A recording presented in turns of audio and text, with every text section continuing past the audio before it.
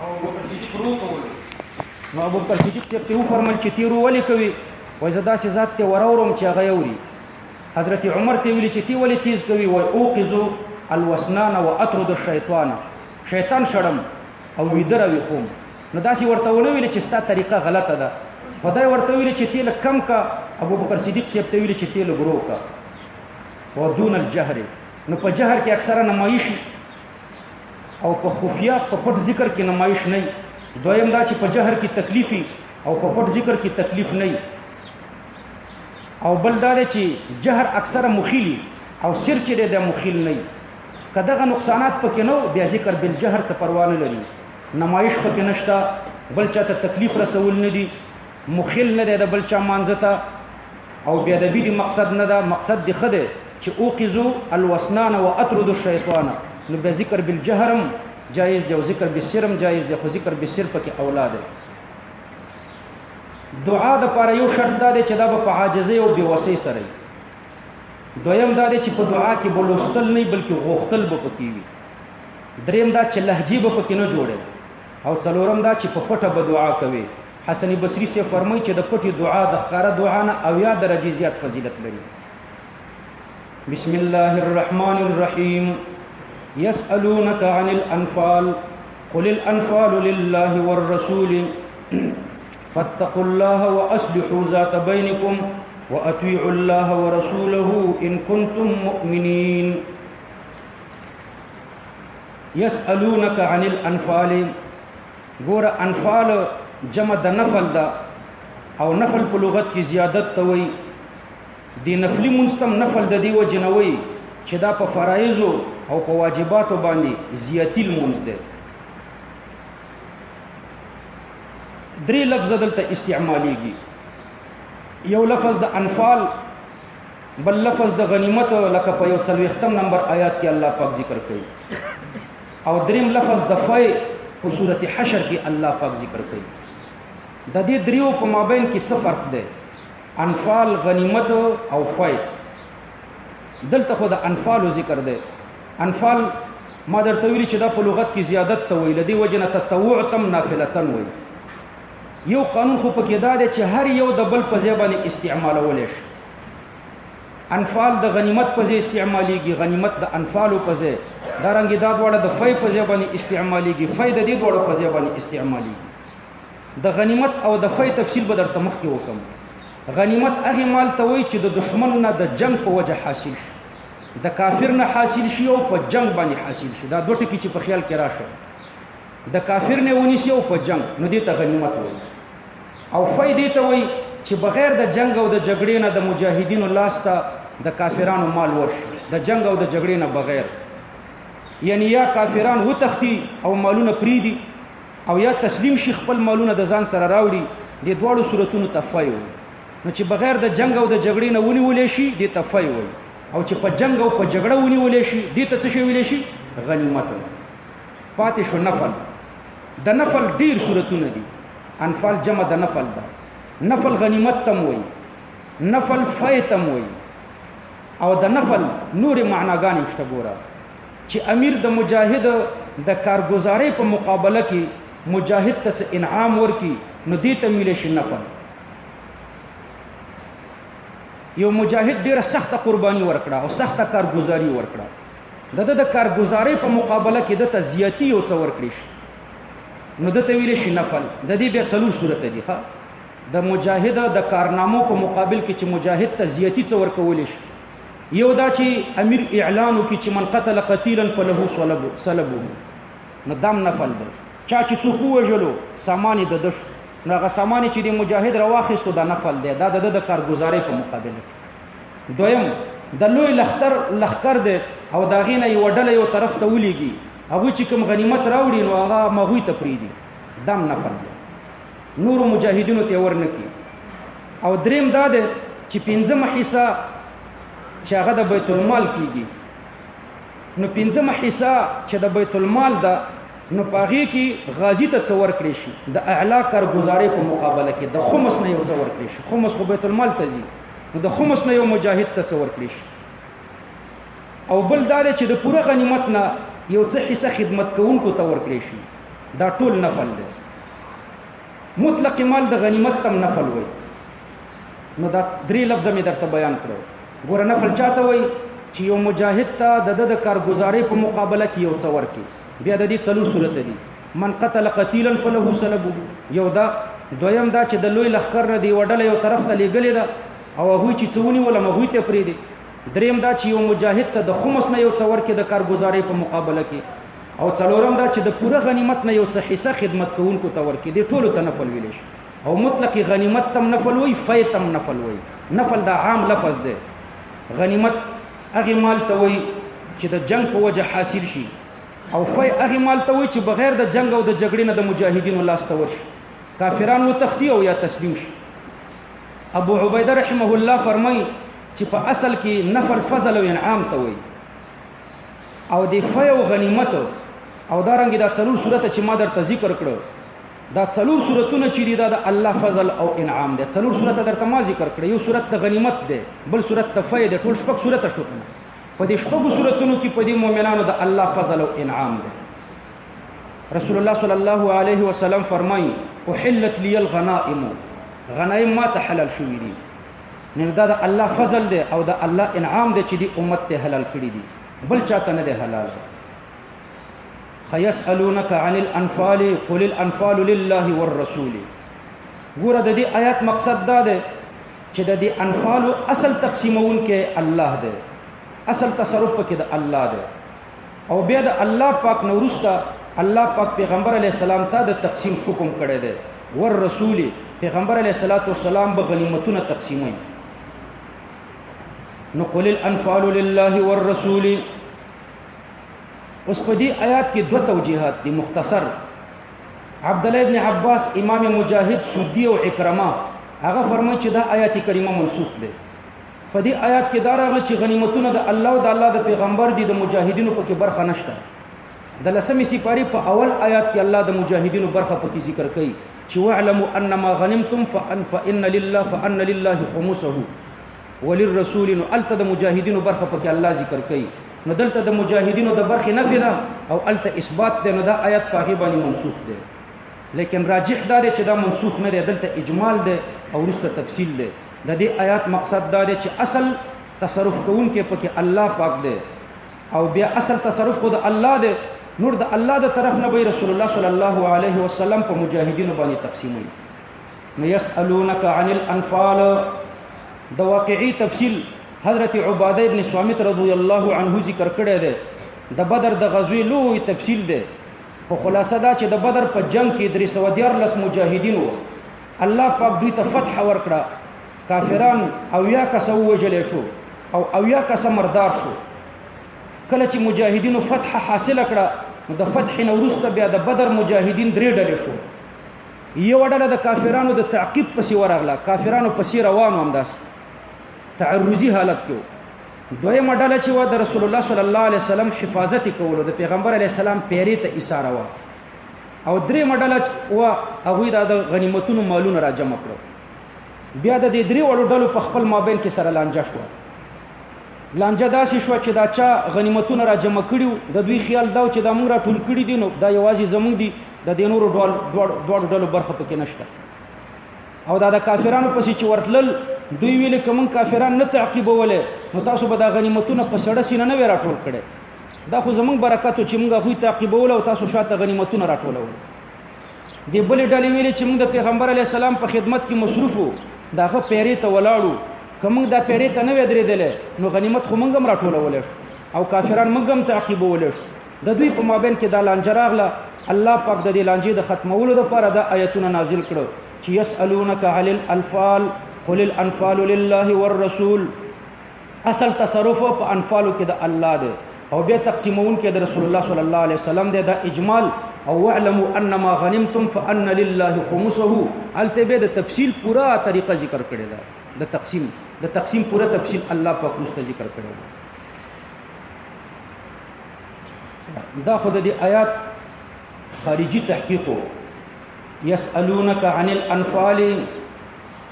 یسألونک دوی سوال کوي. د دې سوال څه معنا ده؟ د دې سوال نه مراد یا استدعا د معرفت ده لکه د دې شان نزول نه چې معلومي یسألونک عن الانفال دوی سوال کوي په باره د غنیمتونو کې استدعا د معرفت کوي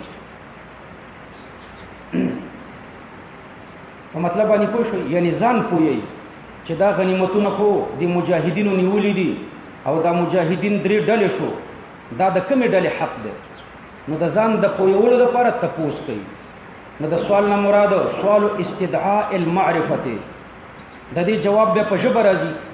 کله په لاس کله په کتابت کله په اشاره داسې سوال چې د استدعاء د معرفت د پاره د ځان د پوهولو د پاره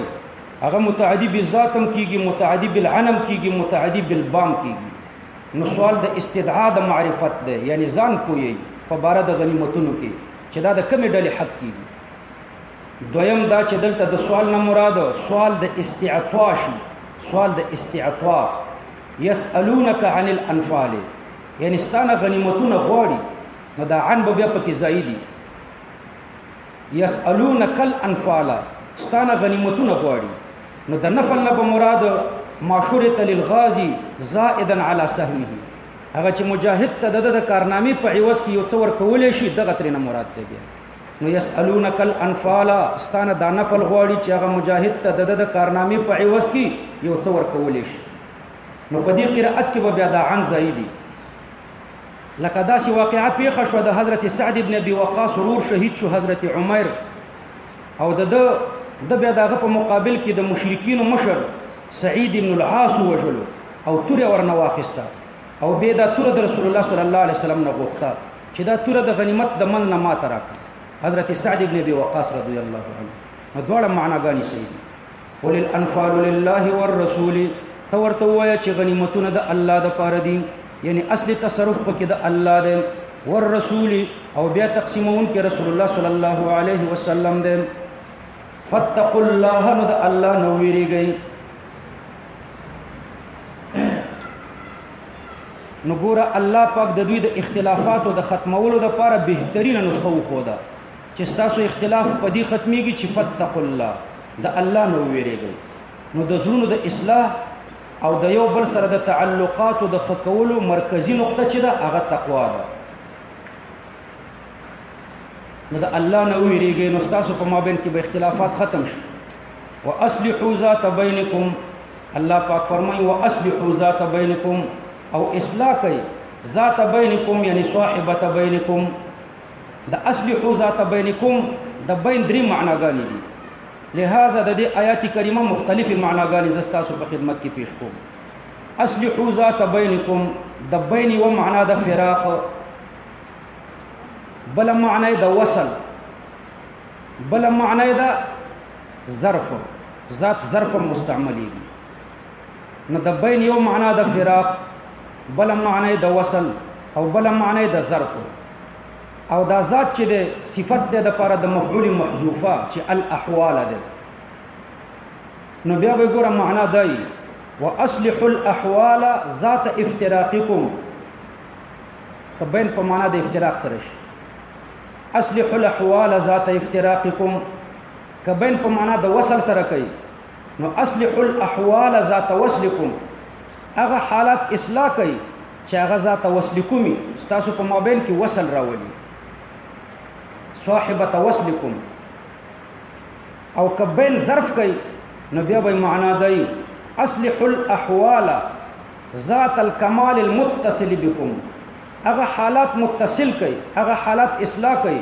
چې هغه صاحب د داسې کمالات دي چې تاسو پورې متصل دي واطيعوا الله ذات خپل معنا د صاحبتو او درې معناګانې درته ما ذکر کړې واطيعوا الله او د الله پیروي وکړئ ورسوله د الله د پیغمبر پیروي وکړئ فی امر الغنائم وغيرها ان کنتم مؤمنین کچرته تاسو مؤمنان یئ واطيعوا الله ورسوله ان کنتم مؤمنین لفظ د الله او لفظ د رسول ذکر کړو لتربیه المهابه وتعلیل الحكم یو د مخاطب پزړه کې ویره اچي دویم دا چې علت ذکر کوي د الله پیروي ولي وکړو ځکه الله هم دی د الله نه ویریږي ځکه الله هم دی نو یو د مخاطب پزړه کې ویره ورغورځول دي او بل تعلیل د حکم دی واطيعوا الله ورسوله رسول د الله سره ذکر کړو اولا و اخرا مخکې مو ویلي قل الانفال لله والرسول ورسته مو ویلي چې واطيعوا الله ورسوله لتعظیم شانه په دې کې د پیغمبر صلی الله علیه وسلم د شان عظمت بیانېږي او د پیغمبر علیه الصلاۃ والسلام د شرافت ظاهرول دي انما المؤمنون الذين اذا ذكر الله بشک کامل مؤمنان چې دي الذين دا هغه خلق دي اذا ذكر الله چې کله یاد کړي شي الله پاک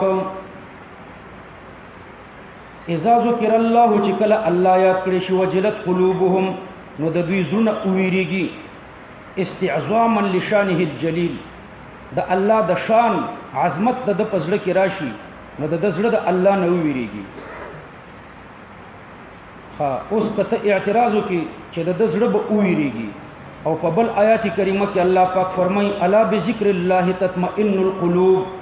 خامخا د الله پاک په ذکر باندې زړه ته اطمینان حاصلېږي نو یو طرف ته وایي چې د الله په ذکر زړه ته اطمینان حاصلېږي او دلته راغله چې د الله ذکر وشي نو د زړه ویریږي نو تاسو ورته جواب ورکړئ چې ګوره اطمینان د خوف سره جمع کیږي اطمینان خو شرح الصدر ته وایي چې مقتضا د شریعت د مقتضا د طبیعت نو هغه د ویری سره جمع کیږي د ویری د وجه نه مقتضا د طبیعت او مقتضا د شریعت یو ګرځيږي او یا دویم جواب ورته وکړه اذا ذکر الله بعقوبه چې کله د الله عذابونه ذکر شي وجلت قلوبهم او الا بذکر الله الت ذکر د رحمت مراد ده چې د الله ذکر په طریقې د رحمت شي نو تطمئن القلوب زړه ته اطمینان حاصلېږي خو خدا دا چې دا ویره د اطمینان سره جمع کېدې شي او دا ویره د اطمینان د لپاره سبب هم ده وجلت قلوبهم نو د دوی زړه ویریږي واذا تليت عليهم آیاته او چې کله تلاوت کړي شي په دوی باندې د الله آیاتونه زادتهم ایمانا نو زیات کې د الله آیاتونه د دوی لپاره تصدیق وعلى ربهم يتوکلون او دوی په خپل رب باندې توکل کوونکي دي نو زیادت په اعتبار د کیف سره مراد ده زیادت په اعتبار د نور سره مراد ده زیادت په اعتبار د مؤمن به سره مراد ده نو زیادت شته خو کیفیت مختلف دي حالات مختلف دي حیثیت مختلف دي زادتهم ایمانا وعلى ربهم دا درسته يتوکلون پورې تعلق لري او تقدیم د تخصیص لپاره ده نو انما المؤمنون دا د اوامر ثلاثه پورې تعلق لري ګوره ان کنتم مؤمنین دا شرط ده ان کنتم مؤمنین که تاسو کامل مؤمنان یې کامل مؤمنان ابدي اذا ذکر الله وجلت قلوبهم چې کله الله یاد شي نو د دوی زړه ویریږي په دې مخکې آیات کې الله درې امر وکړه کنه فتقوا الله دایو واصلحوا ذات بینکم د دعا واطیعوا الله ورسوله د درې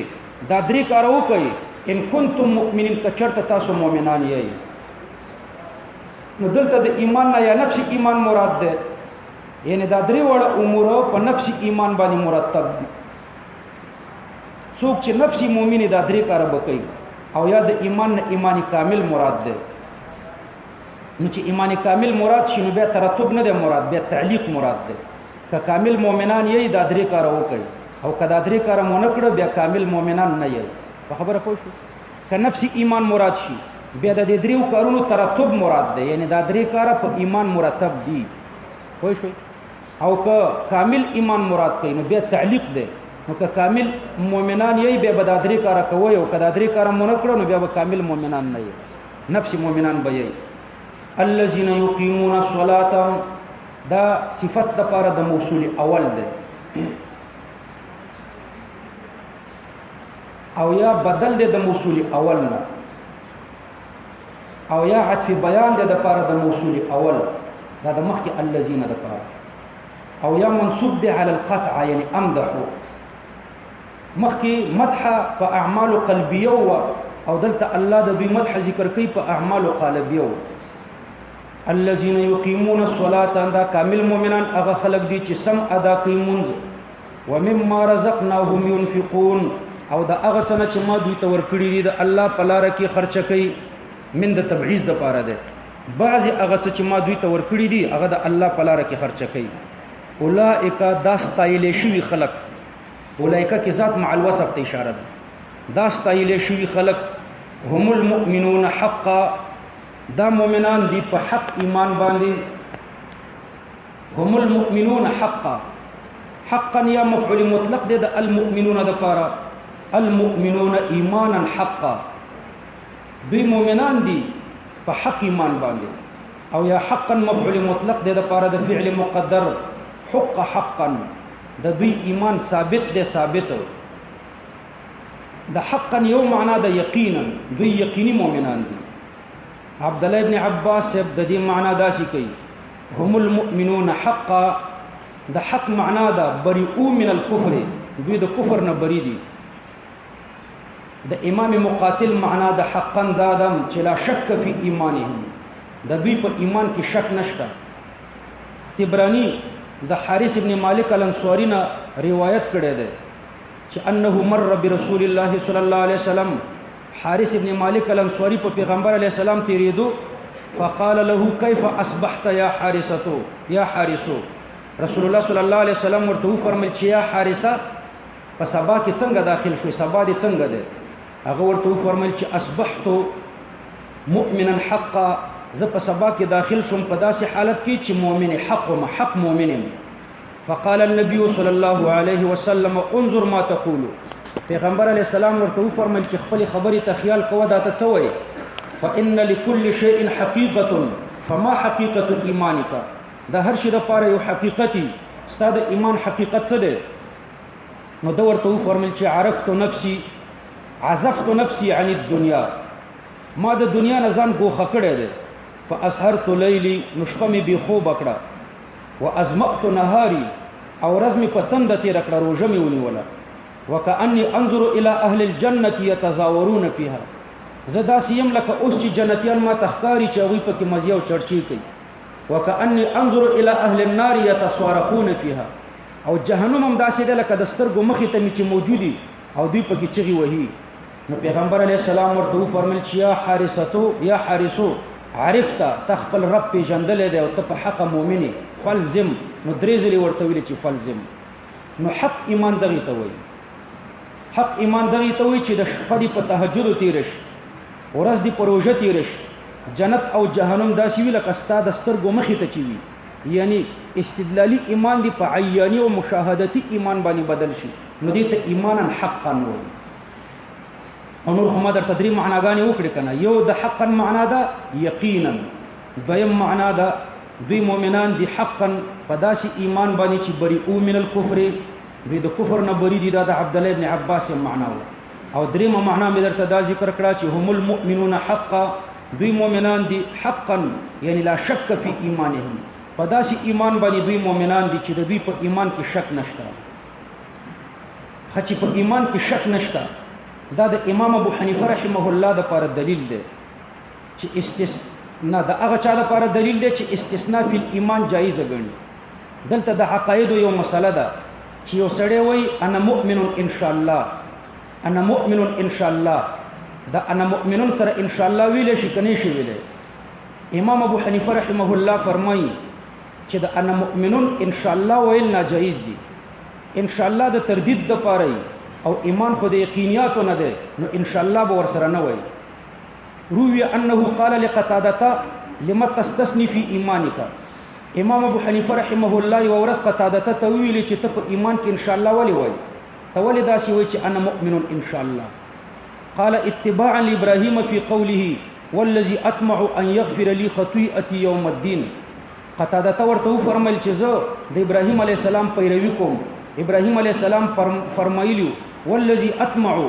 الله غزاد دې چې زه تمه لرم ان يغفر لي خطيئتي، چې زما ګناهونه به ما ته معاف کړي یوم الدین، په ورځ د قیامت کې. نو طمع ذکر کړه. نو امام سے ورته فرمایل چې فهل اقتديت به في قوله، ولید ابراهیم علیه السلام پسې په دې قول کې اقتدا نه کوي. حين قيل له اولم تؤمن، چې کله ابراهیم علیه السلام ته د الله د طرف نه ویل شو چې اولم تؤمن، نو ابراهیم علیه السلام ورته فرمایل چې بلا، ان شاء الله یې ونه ویل، بلا یې خالي ویل چې زه ایمان لرم. نو فانقطع قتادته، قتادته د جواب نه عاجز شو. د حسن بصری صاحب نه روایت ده چې یو سړی د حسن بصری نه تاسو وکړو چې مؤمن انت ته مسلمان کنه نو په دې خه محاکمه کیږي. فقال الايمان ایمانان. حسن بصری سے ورته فرمایي چې ایمانونه دوه دي. فان كنت تسالني عن الايمان بالله وملائكته وكتبه ورسله واليوم الاخر والقدر خيره وشره من الله تعالى والبعث بعد الموت کده دی ایمان تپوس کوي نو فانا مؤمن بیا زه مؤمن یم. وان كنت تسالني عن قوله تعالى او کده دی آیات کریمه کې په باره کې زمانه تپوس کوي چې انما المؤمنون الذين دا د حقا لفظ په کې راغلی دی اولئک هم المؤمنون حقا انما المؤمنون نو فوالله لا ادري امنهم انا ام لا انما المؤمنون الذين اذا ذكر الله وجلت قلوبهم کداغه ایمان مرادوي چې په دې آیات کې ذکر شوی دی نو زبې دې بزما په الله قسمی چې زنیم خبر چې زبا داسې مؤمن یم که بنیم ځکه دلته د کامل ایمان ذکر دی. خلاصه دا چې د کامل ایمان سره ان شاء الله ویلې شي او د نفس ایمان سره نه شي ویلې ځکه من شک فی ایمانه فقط کفر. ان شاء الله د شک د لپاره مستعملېږي او چا چې په خپل ایمان کې شک وکړو هغه کافر کیږي. خدایو د ان شاء الله مسله ده. د ایمان مسله می اجمالا ذکر کړل دلته یو طالب و ایمان زیاتیږي که کمیږي. اول طرف کې می دا تفصیل کړی یؤمنون بالغیب او دلته می اجمالا درته ویلي په اعتبار د کیف چې قوت او ضعف د زیادت پکې راځي، په اعتبار د کیف زیادت راځي، په اعتبار د کم نه راځي، په اعتبار د مؤمن به سره راځي، په اعتبار د نور سره راځي. دا جوابونه می درته وکړي اجمالی، نور تفصیل می درته ځکه ونه کړو چې په اوله سپاره کې کړو. لهم درجات کی تنوین د تفخیم د پاره ده، د دوی د پاره مرتبه دي عند ربهم پنيز د رب د دوی باندې، ومغفرتون د دوی د پاره مغفرت دی، ورزق کریم او خپل رزق دی د دوی د پاره. لهم درجات پدې کې دوی احتمال دي. یو احتمال پکې دا دی چې د دین علو معنوي مراده ده، یعنی کرامات د دوی د پاره عزتونه دي عند ربهم، او دویم دا دی چې د دین علو حسی مراده ده. حسن بم دوی په اوچتو مرتبو کې وي، دا کامل مؤمنان. د ابو هريره رضی الله عنه روایت ده، هغه فرمایي چې فی الجنه 100 درجه، فجنت کې 100 درجې دي. لو ان العالمین اجتمعوا فی احداهن لوسعتهم. کدا ټول عالم په یو درجه کې را جمع شي نو ټول به په یو درجه کې مزي شي. کما اخرجک ربک من بیتک بالحق، کما اخرجک ربک نو پدې کې زه تاسو ته یو 4-5 توجیهات ذکر کوم. امام مبرد رحمه الله کما دا د تشبیه د پاره ده، نو د دې د پاره مشبہ به پکار ده. نو امام مبرد رحمه الله داسې وایي چې الغنیمة لله ورسوله وان کرهوا کما اخرجک ربک من بیتک بالحق وان کرهوا. غنیمت د الله او د الله د پیغمبر د پاره ده، اصلي تصرف پکې د الله د پاره ده او تقسیمون کې رسول الله صلی الله علیه وسلم ده. وان کرهوا اگر چې په دوی باندې دا بد لګيږي، هر ډله وای چې دا د ما تر حواله کړی شي نو دا تقسیم د غنیمتونو په دوی بد لګيږي. کما اخرجک ربک لک چروي وستته رب استا د خپل کور نه دی په حق، وان کرهوا اگر چې دا د کور نه راوستلم دوی بد ګڼل. په خبره خو پوه شو. نو کون الغنائم لله والرسول دا دوی بد ګڼل او د کور نه راوتلم بد ګڼل. نو دا یو د بل سره یو کراهت د بل کراهت سره مشابه شو. دا د امام مبرد توجیه ده. او دویمه توجیه پکې بعض علما داسې کوي امدل امر الله فی الانفال وان کرهوا. امدل امر الله زد الله په امر د غنیمتونو په باره کې، وان کرهوا اگر چې په دوی بد لګيږي، ځکه هر ډله وای چې دا مستقل ما تراکا. کما امضیت لامر الله فی الخروج وان كانوا کارهین، لکه چې ته د الله په امر باندې د کور نه په وتلو کې تللې وي د پاره د طلب د عیرو، وان كانوا کارهین اگر چې دوی بد ګڼون کیو، یعنی د غنیمتونو په باره کې د الله په فیصله عمل کوا اگر چې دوی بد غني. لکه د عیر په باره کې چې د الله په فیصله باندې تللې وي اگر چې دوی بد غنله. اکرمه سے فرمایي چې دلته تقدیر داسې ده فاتقوا الله واصلحوا ذات بینکم فان ذلك خیر لكم. د الله نه ویریږئ او خپل حالات اصلاح کړئ، دا ستاسو لپاره بهتره ده. کما ان اخراج محمد من بیته بالحق خیر لكم، لکه د پیغمبر علیه السلام وتل د کورنا په حق دا ستاسو دپاره خیرو. نو دلته په خیریت کې یو د بل سره تشبیه ده. دا اصلاح او تقوا دا ستاسو دپاره بهتره ده لکه د کورنا وتل چې ستاسو دپاره بهترو. څلورمه توجیه علما پکې دا ذکر کوي چې وعد الدرجات لهم حق، وعده د درجاتو د دوی دپاره حق ده. کما اخرجک ربک من بیتک بالحق، لکه د کور نه راوستل ستا دا چې حق نو یو حق د بل حق سره مشابه دی. وعده د درجاتو حق ده او د کور نه راوستل ستا دم حق دی. پنځمه توجیه کاف په معنا د علا ده، یعنی امدوی علی الذی اخرجک ربک، امدوی به مقدر کوي. کاف په معنا د علا، امدوی علی الذی اخرجک ربک من بیتک بالحق، زپ اغلاره چې الله تعالی وستلې وي په حق، نو په امغه لار باندې ځه.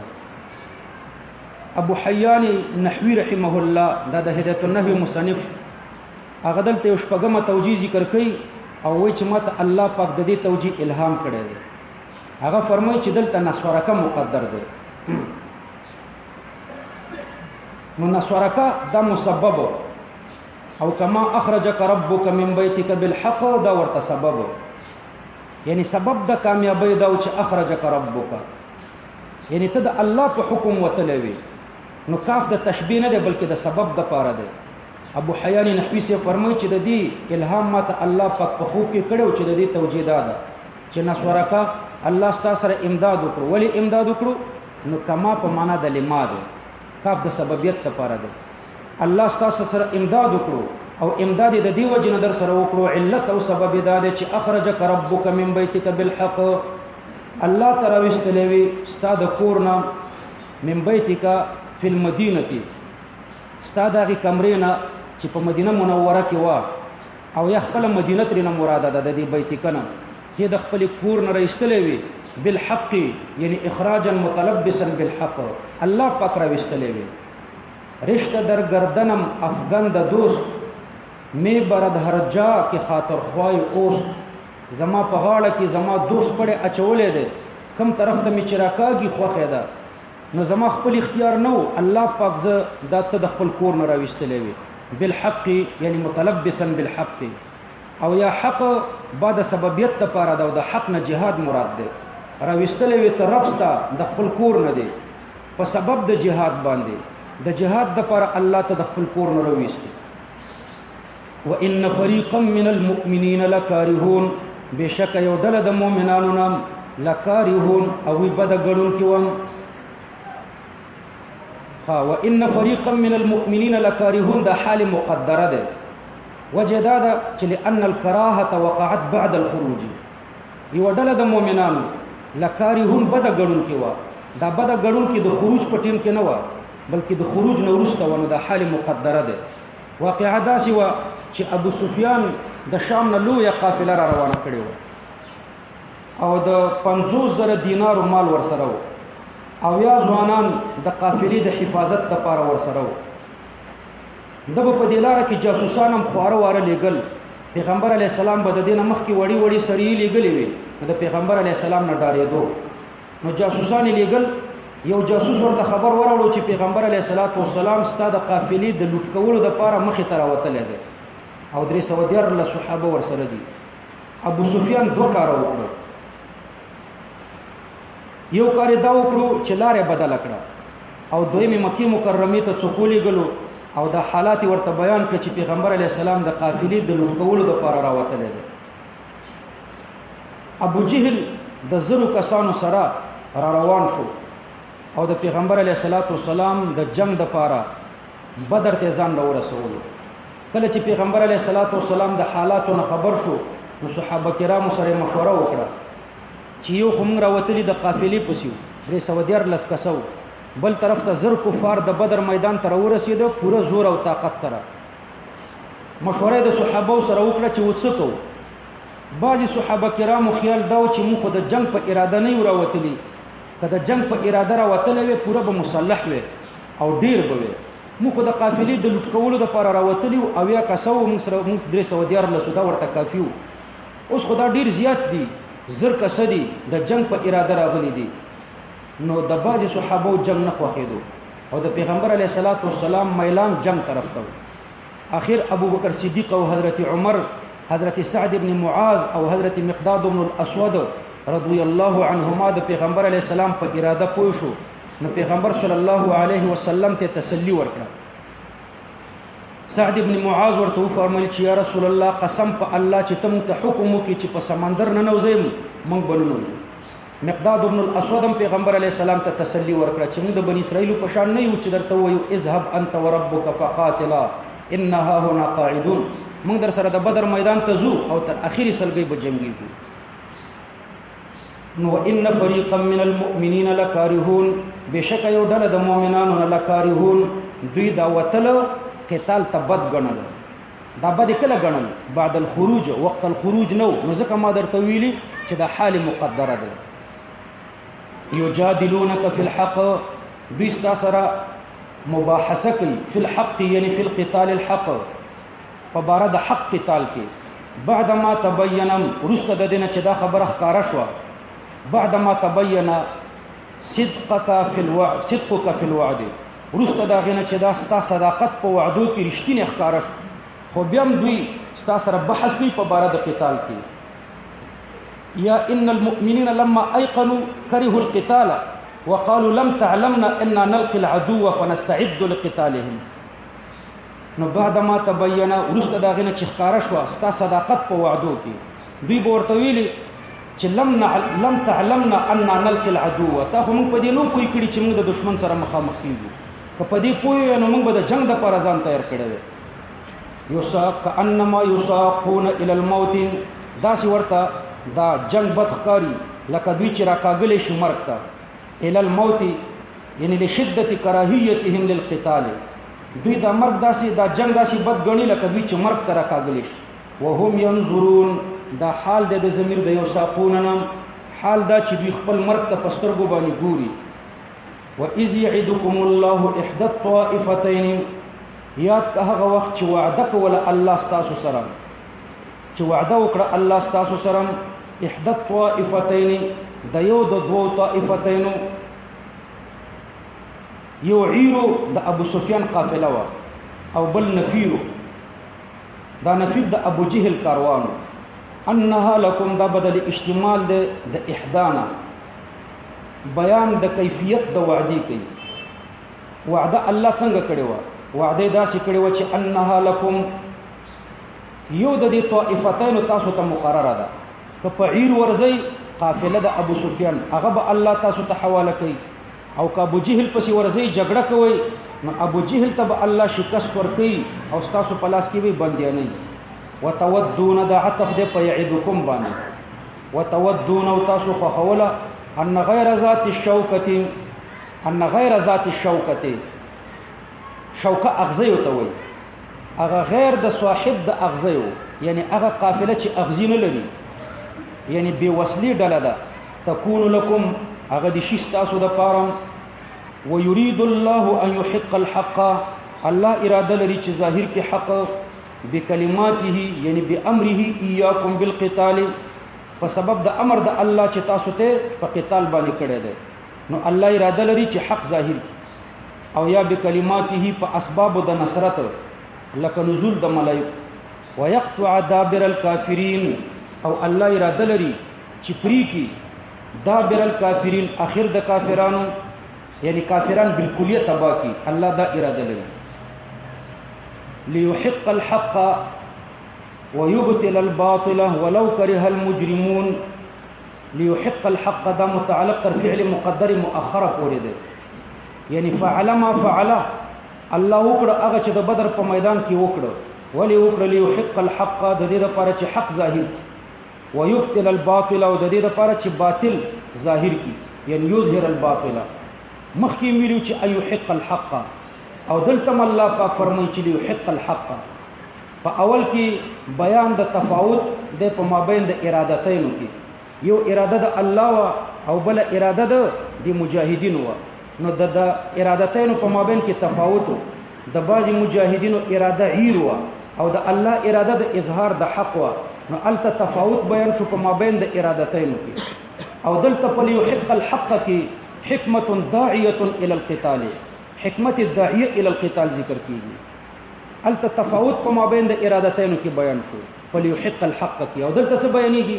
حکمت الداعیه الى القتال الله پاک ولې تاسو ته دعوت ورکړي جانب د جنگ ته نو دعوت ذکر درکړي چې لیحق الحق ويبطل الباطل د دې لپاره چې حق ظاهر کی او باطل هم ظاهر کی لکه یو سړی وای اردت الباطل واردت الحق ففعلت ما اردت لكذا لا لمخالفه ارادتك ولو كره المجرمون مجرمون نه مشرکان مراد دي او مفعول به د کره د لپاره مقدر دی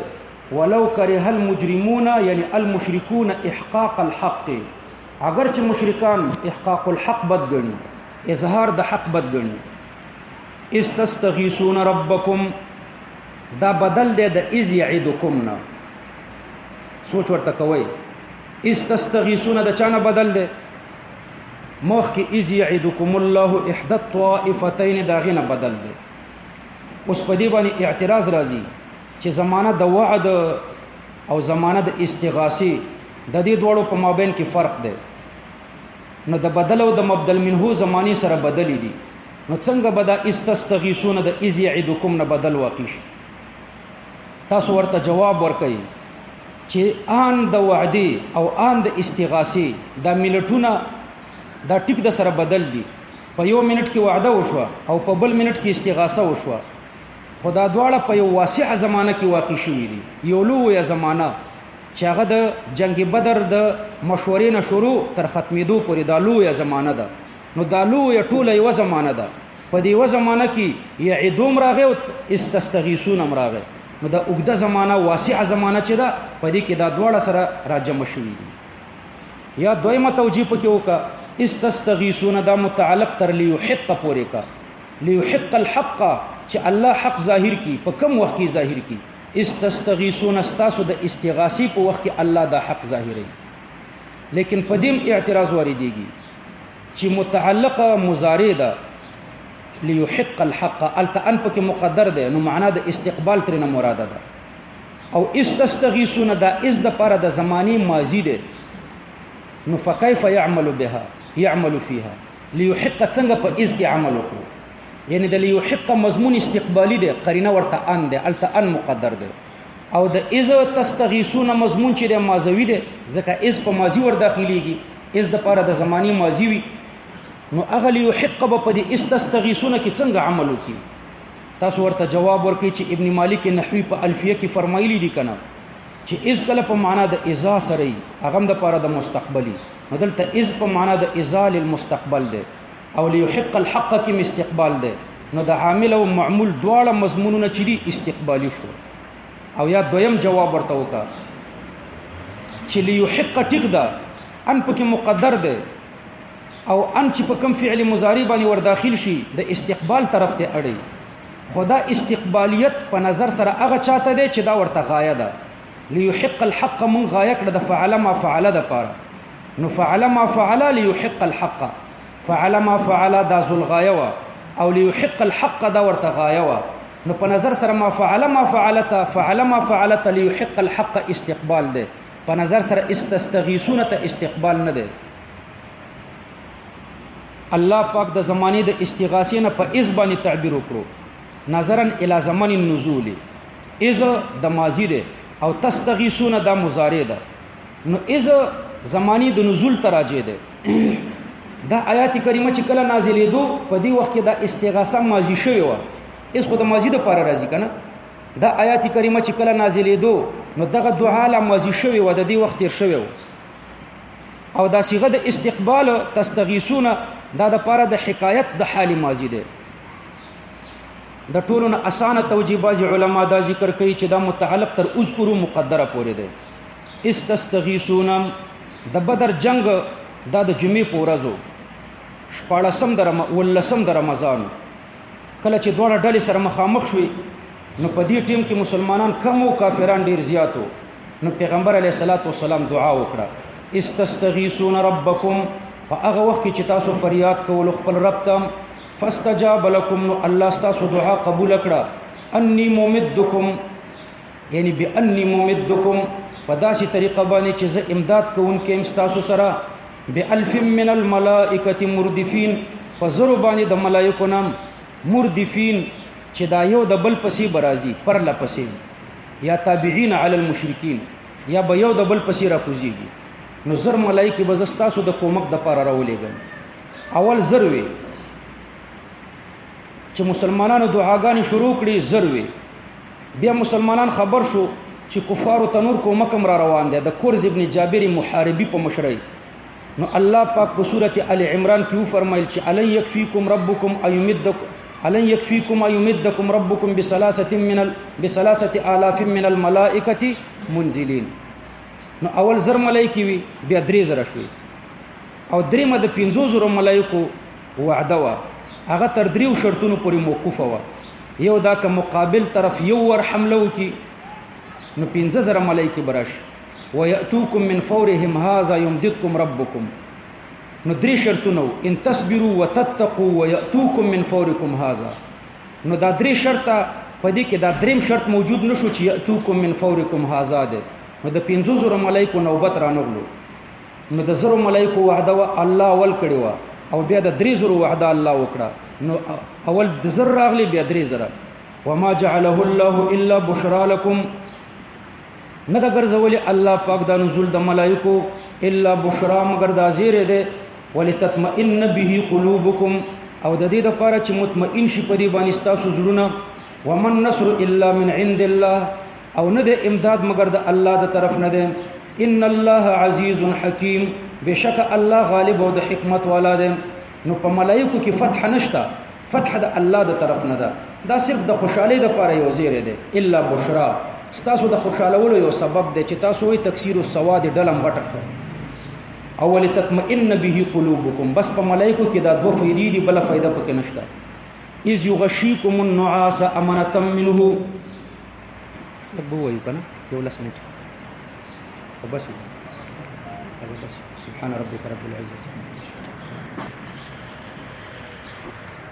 ربنا آتنا في الدنيا حسنة وفي الآخرة حسنة وقنا عذاب النار اللهم اجرنا من كل الدنيا وعذاب النار لا اله الا انت